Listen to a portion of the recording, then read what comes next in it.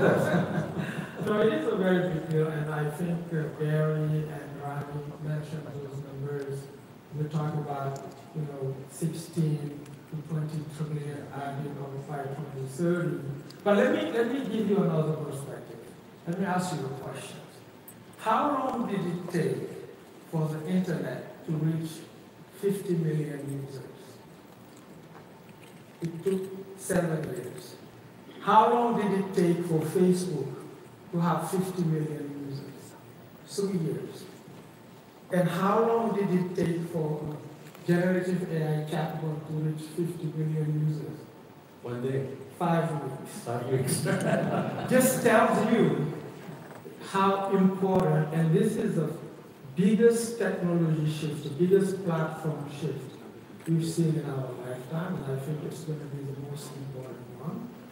And so education. We're going to get into an era where every child will have a teacher or a tutor. So these are just fundamental changes. The world is going to be completely different. Okay, well, JB, just keep in mind, he's also sales guy. Right? He's trying to make the jump. And I think YJ and I will look at it. You have to go up 7 times, have to go up 9 times. We feel like dizzy. But when I see that you need to go up 35 times, I don't feel so bad. Right? So what do you think? Is AI really this big? You're willing to go through the cliff jump? So if I look back the history of the internet, and if I look back the history of the smartphones, I humbly accept that all the progress made by the experts turned out to be a failure. Failure too high or too low? Always the progress was higher than that of the experts' prediction. So I really believe that the experts is too wrong when it comes to the predictions of the technology. So just because experts tend to the engineers. minimize the impact based on his knowledge. So for the AI, I really think that we are at the beginning, and there might be some ups and downs, and there might be some chasms. But considering the longer term, I believe as far as the AI helps human beings, I think it's going to be a new revolution that changing our everyday lives. From that perspective, I think we are at the stage of the making the infrastructures. So infrastructures, they cost much, but it has values. I think from that perspective, I'm cautiously optimistic for the AI. Very good. Lucky, what do you think? I agree. I think in general, we believe AI is huge opportunity for us in this industry, and we're not only seeing just generative AI or ChatGPT is only one type of AI. We do see opportunity in productivity, cycle time, speed learning, and throughout many areas can use AI. So I do believe AI is a huge opportunity. However, the forecast, so you say everybody can guess the number, so we also look at that from our own view, our customers' input. We think there's a good opportunity growth. We think it is from the AI accelerator point of view, probably the next couple of years, at least a 50% compound annual growth rate is achievable. But as for longer term, I think we can wait to see how it goes. All right. But JB is making a very good point, and I'm going to pass the question to the audience. We don't have to answer, but just repeat the question in your own mind. We have gone through year 2000, fiber optics, internet level. I think most of you are old enough to remember that. And 2008, 2009, the beginning of the smartphones, that was the second wave. let's ask ourselves a question. In year 2000, how much do you believe internet is going to affect our life and the revenue and all of the efficiency improvement? When Apple launched its first smartphone, how did you call that? That will be a historical lesson that we need to do. For me personally, I think I called the year 2000 wrong. I was too low. On the smartphone, I also called that low. So if history lessons based on training, upbringing, or realities, any lessons on the AI, we should probably keep them in mind. All right, I agree. Okay, so to follow that question, I understand why Jay talked about device, cloud, the edges, But let me follow a simple question. I always have this question in mind. Now, with all of the dollar improvement, 10 trillion, 20 trillion, for example, Taiwan, the national GDP is 700 billion. We don't have a trillion. So it's not going to be us, right? So AI is supposed to benefit everything, from gene therapy, to fuel, to energy, to Wall Street, to everything. Who's going to benefit?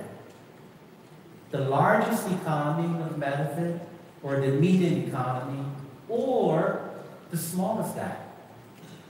So let me ask YJ, why don't you start? Because I want to go to later. So who's going to benefit? I think everybody will get benefit. Everybody? Yeah. But of course, at the beginning, it might go with the largest economy. US, because they own the application software, device manufacturing is all there, and the infrastructure. But we'll spread out and benefit everybody. JB, what do you think? We will observe different speed of the adoption of the AI and the different level of the benefits coming to the different countries, some at different time. But as time goes by, I believe that as far as that's useful and that's good for human beings, once again, I believe that the benefit is going to be shared by everyone. Are you saying the most sophisticated economy, the most mature, or the smartest is going to benefit first wave? Sure, that's true. And the not so smart, or the have-nots, will benefit second? Yeah, generally speaking. Which means that what you're saying is between the economy size, between the maturity and the smartness, we are going to create bigger disparity gap? There is some possibility. Yeah, everybody is talking about the good aspects of the AI, considering the influence to different societies. Yeah, when it comes to the large language models, yeah, it really helps people to understand different languages with a lower barrier level. That's true. Today we're seeing the Americans are driving this. I mean, obviously they have the biggest to gain. Right. But Hamidu is so anxious to jump in. Please, jump in. No, I think it's a very good point. But to me, AI is going to benefit everyone. And I think that... Different time. Yeah, different time, but still, even right now, I've never seen a technology that is just so broadly used across the board, across continent, countries, and even in, some of the less advanced countries. Like, I'm originally from Africa. I go there and I see people are already using this chatbot. And the reason is that this is a technology for the first time. We are providing models that are pre-trained on all publicly available information in the world. So that's a big deal. So basically, you are getting the barrier of entry has already been lowered by this pre-training. That's why you saw those numbers from the previous speakers on the capacity that is needed to pre-train these models. But once the model is pre-trained, that's what the Google, the Microsoft, the OpenAI will do, you get a model that has already a lot of knowledge that can generate content, that can So what you're saying is, if the haves, yes, the wealthy one, can develop the inference chip yes, and make it more mature enough, that with a very, very low cost, low hurdle rate, it can be massively deployed yes. to the underdeveloped. Exactly, absolutely. You have what we call the training of models, Yeah. and you have inference of AI. And I think a lot of people will benefit from inference from these models. And I think that's really that's what's going to democratize AI. I use the example of language translation. For example, just 3 weeks ago, we released translation for 100 what we call low resource language, like Wolof is spoken in Senegal, in Africa. That is not a written language, but now you can have real-time translation of Wolof. But because these AI models are so smart, once they know how to translate from one language to another, it's easier for them to go to another language. So you have these breakthroughs that are really going to benefit society, that are going to bring population that did not have access to information because the language barrier will be removed. So I'm very optimistic. I feel it's good.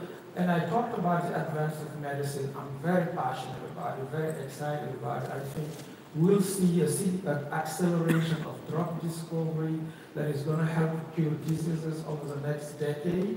That's going to benefit everybody. Okay, you're covering a little bit deeper now. Yeah. In addition to the lower hurdle rate, to accelerate leveling the deployment to the underdeveloped regions.